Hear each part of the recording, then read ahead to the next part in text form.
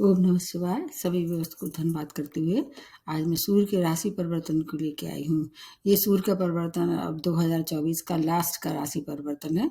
इसके बाद फिर ये 2025 में अपनी राशि बदलेंगे। अभी के हिसाब से देखें तो कुछ समय ये अभी 2024 में रहेंगे और फिर कुछ समय जो है 2025 में प्रारंभ में ही आपको मालूम होगा कि ये अपनी राशि हर एक माह बदल देते हैं। ये तो बताने की आवश्यकता नहीं है। सबसे पहले ये बता देते हैं कब तक का ये समय है। 15 दिसंबर 2024 से ये अपनी राशि बदल के अभी जो वृश्चिक राशि चल रही है उससे बदल के धनु राशि जो कि बृहस्पति की राशि है उसमें प्रवेश करेंगे। वहाँ पर ये 13 जनवरी तक रहेंगे और उसके बाद फिर ये अपनी राशि बदल के मकर संक्रांति की जिसको कहते हैं मकर राशि में प्रवेश करेंगे, जिसका हम सबको साल भर से इंतजार रहता है। वो समय आने ही वाला है। ये प्रति माह अपनी राशि बदल देते हैं, बहुत तेजी से अपना जो उनका ऑर्बिट है उसमें घूमते घूमते एक माह में एक राशि कवर कर लेते हैं। इसलिए इनको ऐसा कहा जाता है कि सूर्य ग्रहों के राजा हैं, आत्मबल हैं और आपके जीवन में पिता का एक कैसा रोल होगा, कितने आपके लिए सहयोगी होंगे, कितना आप पिता का सम्मान करेंगे, ये सब सूर्य की प्रबलता देखी जाती है क्योंकि आत्मा के स्वरूप ही है। ये सृष्टि की कल्पना जो है वो सूर्य के बगैर करना असंभव है। लेकिन अच्छी बात है कि एक अच्छे खासे उदाहरण है समय से, हर काम समय से, जैसे आपको पता होगा इनका उगना, इनका अस्त होना, हर चीज एकदम एक्यूरेट होती है। मतलब वेदर कैसा भी रहे, मौसम कैसा रहे, इससे फर्क नहीं पड़ता, लेकिन इनका उदय होना अस्त होना तय है। हर एक प्राणी को, चाहे वो वनस्पति हो, चाहे छोटा प्राणी हो, गरीब हो, अमीर हो, कहीं का भी हो, किसी दुनिया की किसी भी जगह रह रहा हो, सबको बराबर से ही देखते हैं। इनकी ऊष्मा और इनकी जो कहना चाहिए एनर्जी है, जो आत्मबल है, किसी को देने में कहीं कोई भी भेदभाव नहीं करते हैं। सूर्य एक प्रकाश है और जो बृहस्पति की राशि है धनु राशि, वो ज्ञान है। तो अब एक अच्छे ज्ञान पुंज की इस समय सब राशियों को प्राप्ति होगी। गोचर में अगर देखा जाए तो ये अगर 3, 6, 11, 10वें भाव में आते हैं तो आपको अच्छे परिणाम देते हैं। और इसके साथ साथ एक बात और भी देखी जाती है कि ये अपनी जो कंफर्टेबल राशि है उसमें ये धनु राशि आ जाती है। बृहस्पति से इनके संबंध अच्छे हैं, चंद्रमा को भी ये मित्र मानते हैं, इधर मंगल को भी मित्र मानते हैं और बृहस्पति की तो है ही राशि, इसलिए इनके साथ मित्रता है। बुध से आपने देखा होगा, शुक्र बुध हमेशा या तो इनके साथ रहते हैं या एक घर आगे पीछे। तो अब आपकी राशि कौन सी है और गोचर में कहाँ आ रहे हैं ये भी देखना होगा। और अगर जहाँ तक है नक्षत्रों के हिसाब से देखें तो इनको ये नक्षत्र ये पूरे करेंगे, वो है मूल नक्षत्र, पूर्वाषाढ़ा नक्षत्र और उत्तराषाढ़ा नक्षत्र। लगातार ये इनमें भ्रमण करते हुए आपको सबसे ज़्यादा प्रभावित करेंगे जब ये उत्तराषाढ़ा नक्षत्र में आ जाएं, क्योंकि ये इनका स्वयं का नक्षत्र है। केतु के नक्षत्र में कंफर्टेबल नहीं होते हैं। पूर्वाषाढ़ा शुक्र का नक्षत्र है, उसमें भी इनके साथ बहुत अच्छी स्थिति नहीं होती है। लेकिन अगर आपके नेटल चार्ट में अच्छे आ रहे हैं, आप अपने पिता का सम्मान करते हैं, तो फिर आपको ये फल भी बहुत अच्छे देने वाले हैं। जब ये धनु राशि में आएंगे तो इनकी एक दृष्टि कहाँ पड़ेगी, मिथुन राशि पे, जहाँ पर 3 नंबर लिखा होगा। एक ही दृष्टि होती है इनके पास, सप्तम दृष्टि, तो ये मित्र दृष्टि है। वैसे तो सूर्य की दृष्टि को ऐसा माना जाता है कि ये मतलब जहाँ इनकी दृष्टि पड़ती है वहाँ जला देते हैं, लेकिन चूंकि मित्र की राशि है इसलिए इसका भी आपको सभी राशि को फायदा होगा। काल पुरुष की कुंडली से पंचम भाव के ये मालिक हैं और मेष राशि में उच्च रहते हैं, तुला राशि में नीच रहते हैं और स्वयं इनकी जो राशि है वो सिंह राशि है। ये सब मिला के देखना होगा। एक और इस समय अनहोनी घटना होगी जो कि 4 जनवरी से बुध भी इनके साथ युति बनाएंगे, 13 जनवरी तक रहेंगे। तो इस तरह से बहुत सी राशियों को कुछ न कुछ निश्चित रूप से मिलने वाला है, तैयार हो जाइए। और एक मैंने वीडियो बनाया है जाते जाते 2024 दिसंबर का माह किसको कितना मिलने वाला है, उसको देखिए और अनुमान लगाइए। मूलांक के हिसाब से भी 2025 का मैंने बना दिया है राशिफल और हर एक राशि के लिए भी बनाया है। तो अगर आपने नहीं देखा हो तो एक बार जरूर देखें, क्योंकि ये पूरा तो कवर करना मुश्किल होता है वर्ष का, लेकिन खास-खास चीज़ें होती हैं उनके बारे में बताना है और बता दिया गया है। और बीच-बीच में जो परिवर्तन होंगे उनको भी बताऊँगी, और प्रति माह का जो राशिफल होता है सब देखना चाहिए आप लोगों को। जैसे वैसे तो ये मानते हैं हम कि जो होनहार हो तब पिता जैसी मिले सहाय, तो होने वाले को अगर कहीं कोई सहायता की कमी हो जाती तो वो जो आपके संग होने वाला होता है, घटित होने वाला होता है, उससे थोड़ा आपका बचाव हो सकता है। अब प्रारंभ सबसे पहले किया जाए मेष राशि से।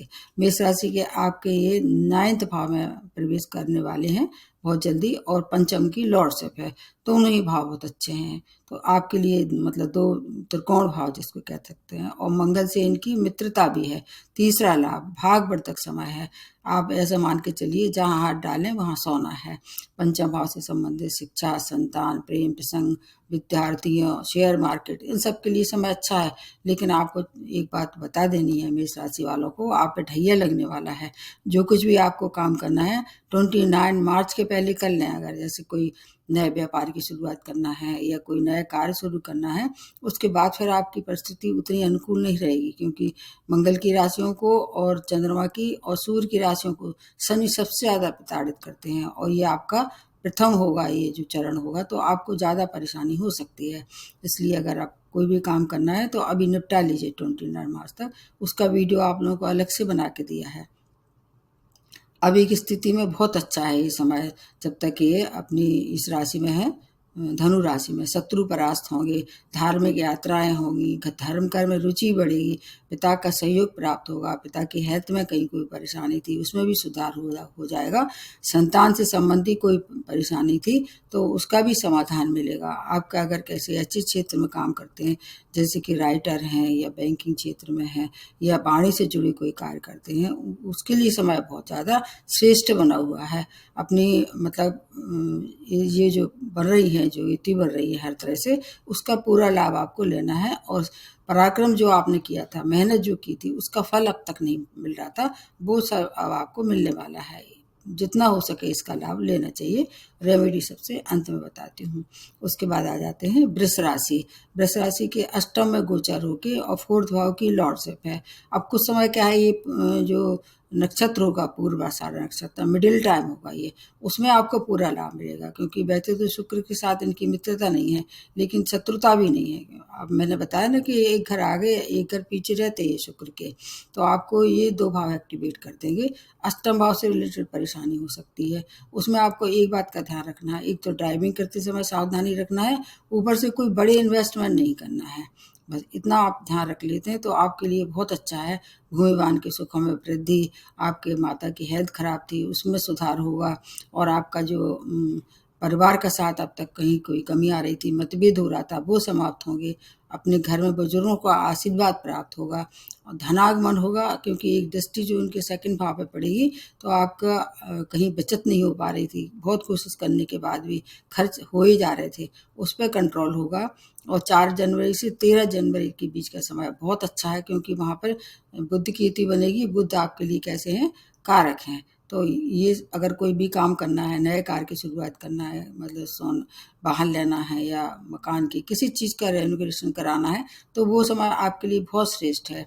आपके ससुराल पक्ष से जो है उनको भी उनसे भी अगर अनबन चली आ रही थी, मतभेद समाप्त होगा। हो सकता है इस दौरान आपको उनकी ओर से कुछ उपहार प्राप्त हो, सुख समृद्धि में वृद्धि होगी, मानसिक पीड़ा में कमी होगी। समय बहुत अच्छा है, बस एक ही बात का ध्यान रखना है, बड़े इन्वेस्टमेंट नहीं करना है, और ड्राइविंग करते समय सावधानी रखना है, और अध्यात्म से जुड़ के रहना चाहिए आपको।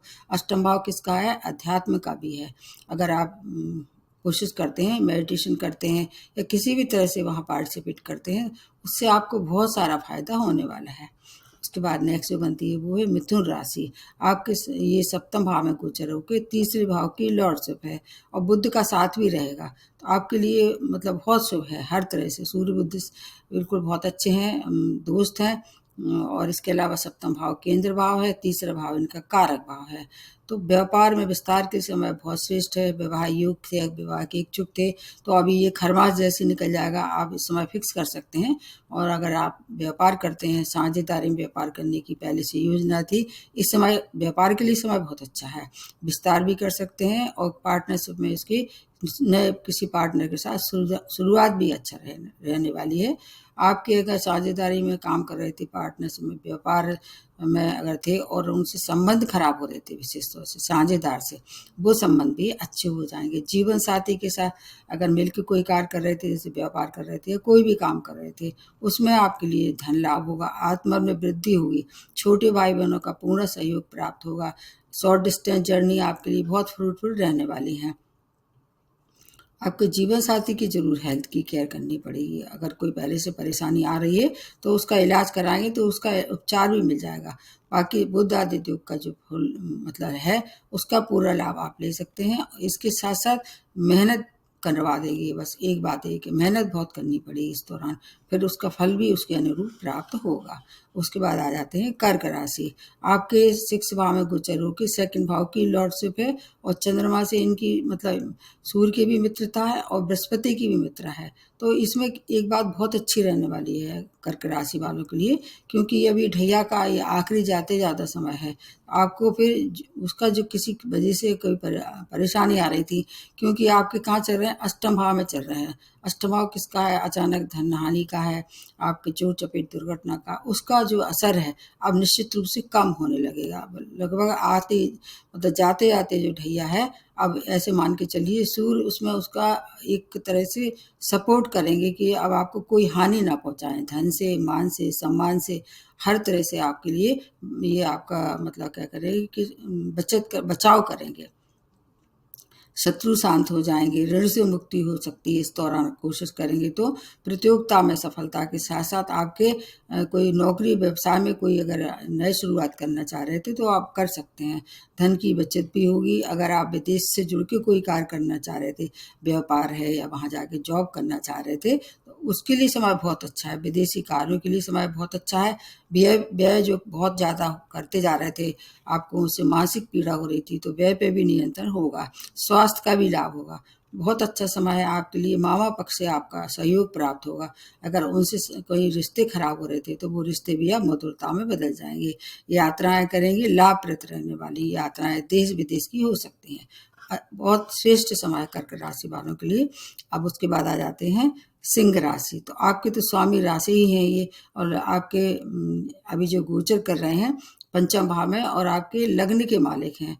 अत्यंत श्रेष्ठ समय है, क्योंकि एक तो इनके भाव बहुत अच्छे हैं, ऊपर से स्वामी राशि है और बुध से इनकी मित्रता भी है, और बृहस्पति से भी इनकी बहुत अच्छी मतलब कुल मिला के है। सिंह राशि वालों के लिए ऐसे कह सकते हैं कि लॉटरी खुल गई है।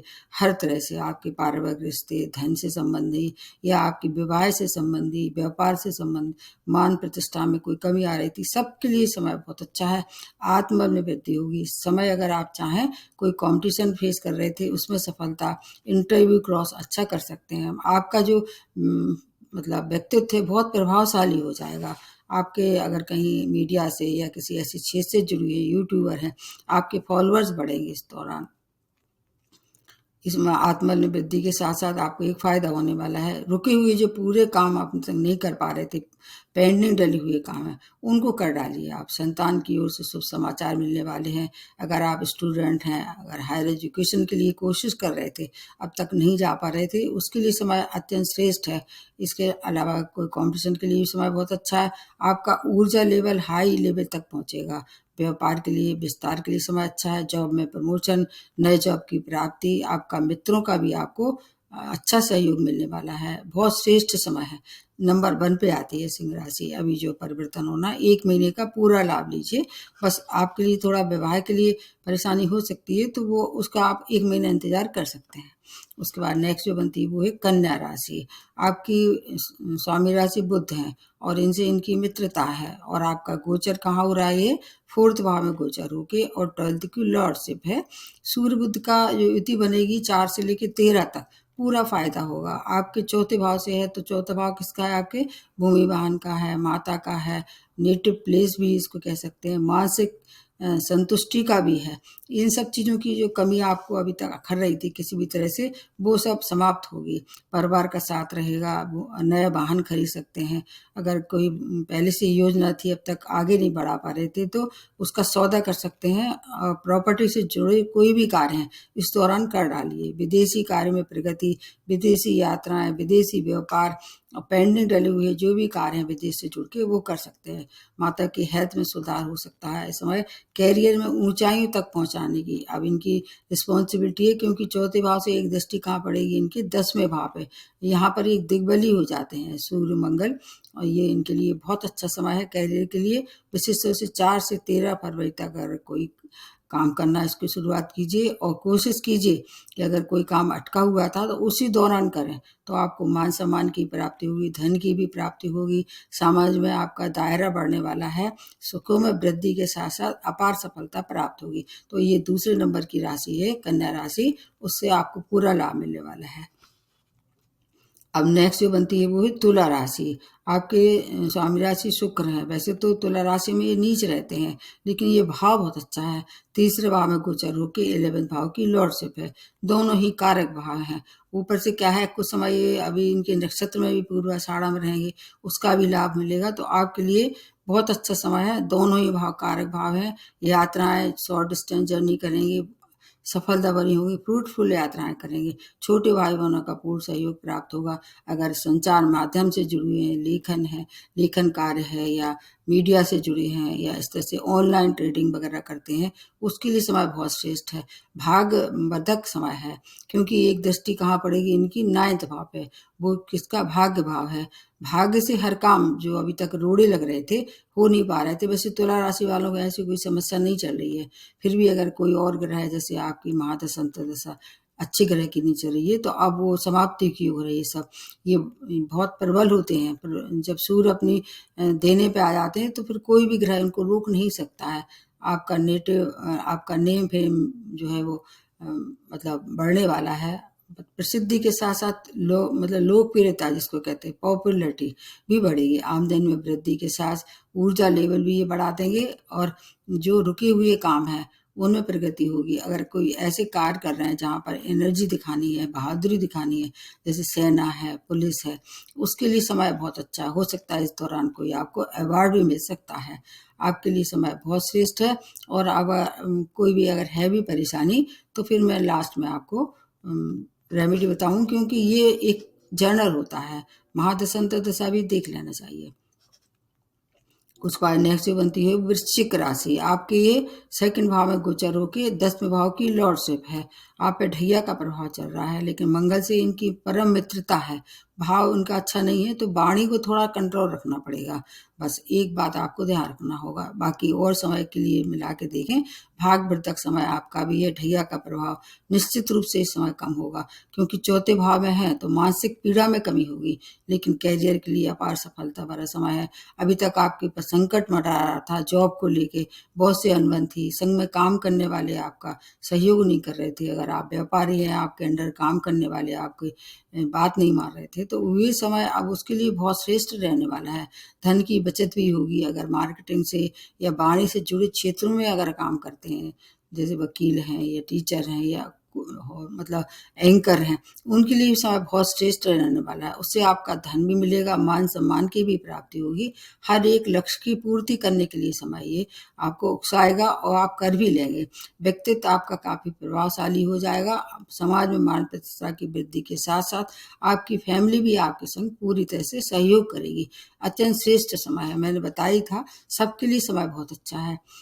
थोड़ा किसी के लिए कम हो सकता है अच्छा, लेकिन फिर भी सभी राशि वालों को कुछ कुछ अच्छी सूचना मिलने वाली है। इसका लाभ लेना चाहिए 1 महीने तक। उसके बाद आ जाते हैं धनु राशि। आपके तो ये जब प्रवेश कर रहे हैं तो आपके लग्न में ही गोचर है। आपके 9th भाव की लॉर्डशिप है, तो इससे अच्छा कुछ हो ही नहीं सकता है। लग्न में और आपके स्वामी राशि से इनकी मित्रता भी है। अचानक सुसमाचार प्राप्त होंगे, और जो दृष्टि पड़ेगी इनकी 7म भाव से, तो वैवाहिक अगर प्रपोजल आ रहे थे, अब तक आप फाइनलाइज नहीं कर पा रहे थे, तो फाइनलाइज कर सकते हैं। मतलब उसमें निर्णय ले सकते हैं। अच्छे जीवन साथी की तलाश से है वो आपको समाप्ति की ओर है, क्योंकि क्या है 29 मार्च से आप पे ढैया लगने वाली है। उसकी तैयारी कर लीजिए अभी आप। फिर उसके बाद आपको थोड़ी परेशानी ज़्यादा हो सकती है। अध्यात्म में रुचि के साथ साथ धर्म कर्म में रुचि होगी। धार्मिक यात्राएं होंगी। आप धार्मिक आयोजन घर में भी कर सकते हैं। पिता की हेल्थ में सुधार हो सकता है। यात्राएं करेंगे वो आपके लिए काफ़ी अच्छी रहने लाभदायक यात्राएं होने वाली हैं। निर्णय क्षमता आपकी प्रवीणता की ओर है। मतलब जो आपकी एक ऐसी कोई हिडन क्वालिटी थी, इस समय आप बाहर आएगी और उससे रुके हुए सभी कार्य पूरे होंगे। एक पॉजिटिव चेंज जीवन में आता दिखाई दे रहा है। कार्य में प्रगति के साथ साथ कैरियर में सफलता के लिए समय बहुत उपयुक्त है। अगर कोई नया प्रपोजल आ रहा है कैरियर से जुड़ा तो इसको एक्सेप्ट कीजिए, उससे आपको आगे फायदा होने वाला है। अभी 29 मार्च तक इसको कर दीजिए जो कुछ करना है फाइनलाइज।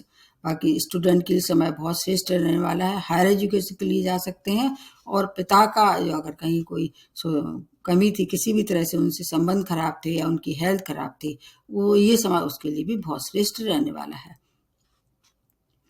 अब उसके बाद आ जाते हैं मकर राशि। आपके ये स्वामी राशि शनि से इनकी कट्टर शत्रु हैं पिता पुत्र होने के बाद भी। अब आपको भाव किस में आ रहे हैं? 12th भाव में। तो इसके हिसाब से देखें तो गुरु का तो ये ठीक भी है भाव, लेकिन सूर्य के लिए ये भाव अच्छा नहीं है। ये भाव वैसे कुछ चीज़ों में और फायदा देगा, कहीं सावधानी रखनी पड़ेगी। दूसरा भाव भी बहुत अच्छा नहीं है, अष्टम भाव है। तो ये दोनों ही भाव अच्छे नहीं है एक रूप से। दूसरे रूप से इसको ऐसे मान सकते हैं कि दो मोक्ष भाव हैं। इस समय अगर आध्यात्म की दुनिया में आप कहीं कोई कोशिश कर रहे थे, अब तक उसको कुछ समझ में नहीं आ रही थी, आज निर्णय की स्थिति में थी, तो अब ये समय उसके लिए बहुत अच्छा है। आप आगे बढ़िए, मेडिटेशन कीजिए और अगर वहाँ कोई स्पिरिचुअल एक्टिविटीज जैसे कोई संस्थाएं हैं या कोई आपका ऐसा गुरु है, उनके संगन में जाइए, उनके संग में जाके सत्संग कर सकते हैं। उससे आपको कुछ अच्छी मतलब कुछ ऐसी चीज़ें मिलेंगी, कुछ आश्चर्यजनक चीज़ें मिल सकती हैं जो आप पहले से अभी तक आपको प्राप्त नहीं हुई थी। व्यय भी बहुत करा रहे थे, व्यय की अधिकता से अब आपको राहत होने वाली है। बस आपको केवल मेडिटेशन करना है, अध्यात्म से जुड़ के रहना है। विदेशी कार्य में प्रगति होगी। अगर आप विदेश में पहले से ही रह रहे हैं तो पीआर वीजा के लिए अप्लाई कीजिए। 1 महीने का समय, अगर इस दौरान आपका कोई इंटरव्यू है वहाँ या कोई भी काम है विदेश से संबंधित, उसमें सफलता ये दिलाने वाले हैं। अचानक होगा इसके संग जो भी काम आपके संग होंगे इस दौरान, अच्छे काम होंगे या थोड़ी बहुत अष्टम भाव से देखें तो चोट चपेट के भी थोड़ी संभावना बढ़ा देते हैं। तो अगर हेल्थ से रिलेटेड या कोई ड्राइविंग में परेशानी थी, अचानक फल से आपको थोड़ा तैयार कराने के लिए मतलब ये बताया जाता है। घबराने की आवश्यकता नहीं है। पुराने जॉब में प्रमोशन होगा, वो भी आपने आशा छोड़ दी थी। कोई ऐसा काम था जो आपने सोच लिया था, निराश हो गए थे कि वो काम नहीं होगा, अब वो काम इस समय हो सकता है इस दौरान हो। पीआर है जैसे वीजा है, वहां से शुभ समाचार प्राप्त होंगे। स्वास्थ्य में सुधार होगा। शत्रु जो है वो शांत हो जाएंगे। ऋण से मुक्ति के लिए समय बहुत अच्छा है। बस एक केवल आपको स्वास्थ्य का ध्यान रखना है, बड़े इन्वेस्टमेंट नहीं करना है और अध्यात्म में जुड़ के रहेंगे तो समय आपके लिए काफी अच्छा रहने वाला है। उसके बाद नेक्स्ट जो बनती है वो है कुंभ राशि। 11th भाव में गोचर होगी, सप्तम की लॉर्डशिप है। शनि से मित्रता नहीं है, वही बात यहाँ भी लागू होती है। लेकिन चूंकि ये दो भाव बहुत ही अच्छे हैं, एक तो कारक भाव है, एक केंद्र भाव है, तो आपके लिए आय में वृद्धि, जीवन साथी के साथ विवाह योग थे, विवाह की कोशिश कर रहे थे, अब तक विवाह नहीं हो पा रहा था, फिक्स कर सकते हैं। जैसे इनकी जो राशि बदल जाएगी तो उसके बाद मतलब लगभग 13-14 जनवरी के बाद फिर आगे बात बढ़ा सकते हैं। नए कार्य की शुरुआत आपके लिए सुखद रहने वाली है। व्यापारियों के लिए शुभ सूचना है। व्यापार विस्तार के लिए समय अच्छा है। व्यापार में धन लाभ हो सकता है। एक्सपोर्ट इंपोर्ट का व्यापार भी इस दौरान आप कर सकते हैं। स्टूडेंट के लिए समय बहुत श्रेष्ठ बना हुआ है। संतान की तरफ से शुभ समाचार प्राप्त होंगे। बहुत सी प्रशंसा होगी। साझेदारी से अगर कोई काम कर रहे थे उनसे पटरी नहीं बैठ रही थी तो वह पटरी बैठाना आपके ऊपर आ जाएगा। आप स्वयं ही उस बात को स्वीकारेंगे कि आप जो कर रहे थे वो गलत है। उच्च पद की प्राप्ति के साथ साथ आपके जीवन साथी की भी कोई उन्नति रुकी हुई थी या उनका स्वास्थ्य खराब था, वो उसके लिए भी समय बहुत श्रेष्ठ रहने वाला है। सभी राशियों के लिए अच्छी सूचना लेके आए हैं ये। उसके बाद नेक्स्ट जो बनती है लास्ट में मीन राशि है। आपके 10वें भाव में गोचर होकर 6 भाव की लॉर्डशिप है और बृहस्पति के साथ मित्रता है। ये मतलब आपके लिए भी सिंह राशि वालों के बाद आपका नंबर है। मीन राशि एक तो 10वें भाव में यहाँ एक दिग्बली हो जाते हैं। 6 भाव इनका कारक भाव है और बृहस्पति से मित्रता है। 3 प्लस पॉइंट है। तो इन 3 भाव से मतलब 3 चीज़ों में अपार सफलता मिलेगी। कैरियर में उन्नति, अगर जॉब की तलाश थी अब तक उसमें आपको कामयाबी नहीं मिल रही थी, सफलता नहीं मिल रही थी, तो जॉब अब प्राप्त होगा। पुराने जॉब में प्रमोशन, बहुत से अगर कहीं अनबन थी वो समाप्त हो जाएगी। संग में काम करने वाले आपका सहयोग नहीं कर रहे थे, वो सहयोग प्राप्त हो जाएगा। कोई कॉम्पिटिशन की अगर इस समय डेट है या कोई मतलब कॉम्पिटिशन फेस कर रहे हैं, जैसे इंटरव्यू वगैरह है या रिटन टेस्ट है, उसके लिए अपार सफलता भरा समय है। वैसे 7.5 ही चल रही है, शनि थोड़ा तो टांग अड़ाएंगे, डेली तो कराएंगे, लेकिन सफलता निश्चित है। ऋण से मुक्ति होगी, रोगों में सुधार, भूमिवान के सुखों में वृद्धि, आपकी माता का स्वास्थ्य भी कहीं से डगमगा रहा था, उसमें भी आपको उसमें भी सुधार होगा। नए अवसरों की प्राप्ति में बस आपको इतना ध्यान रखना है। अभी राहु आपकी राशि में चल रहे हैं, तो निर्णय जो लेना है वो सूझबूझ से लें, कोई गलत निर्णय डालें। राहु थोड़ा परेशानी डाल रहे हैं, अभी भी 18 मई तक रहेंगे। उसके वीडियो मैंने बहुत दिन पहले अपलोड कर दिए थे। अभी के लिए समय आपके लिए भी बहुत श्रेष्ठ रहने वाला है। आपका जो 7.5 का प्रभाव है उससे थोड़ा आपको बच के रहना है, बाकी और चीज़ों की समय बहुत श्रेष्ठ है। अब लास्ट में सबसे बता देते हैं उपाय। सबसे अच्छा उपाय है इस दौरान सूर्य को अर्घ्य देना चाहिए सबसे पहले। उसमें थोड़ी सी अगर आप हल्दी भी मिला लेंगे तो और अच्छा रहेगा, या एक येलो कलर का कोई फ्लावर हो, वो कनेर का फूल नहीं डालना है, इसके अलावा जो और फूल हो उसको आप डाल सकते हैं। एक तो ये बहुत अच्छी रेमेडी है।